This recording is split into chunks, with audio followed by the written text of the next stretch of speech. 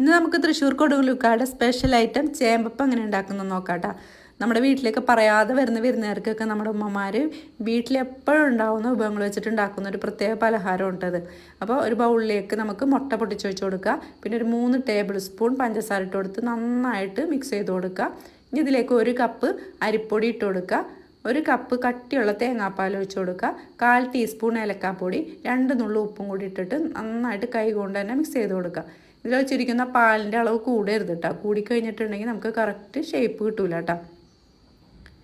ഇനിയൊരു പാനിലേക്ക് വെളിച്ചെണ്ണ അതല്ലാന്നുണ്ടെങ്കിൽ ഓയിൽ ഒഴിച്ച് കൊടുക്കുക. നന്നായിട്ട് ചൂടായതിന് ശേഷം നമുക്ക് മാവിൽ നിന്ന് കുറേശ്ശെയായിട്ട് ഇതേപോലെ നുള്ളി ഇതിലേക്ക് ഇട്ട് കൊടുക്കുക കേട്ടോ. ഇനി തിരിച്ചു മറിച്ചിട്ട് വേവിച്ചെടുക്കുക. നമ്മൾ സ്കൂളൊക്കെ വിട്ടു വരുന്ന സമയത്തൊക്കെ നമ്മുടെ ഉമ്മമാരൊക്കെ മിക്ക ദിവസങ്ങളിലും ഉണ്ടാക്കി വെച്ചിരുന്ന ഒരു പലഹാരം കൂടിയാണ് കേട്ടോ നമ്മുടെ ഈ ഒരു ചേമ്പപ്പം എന്ന് പറയുന്നത്.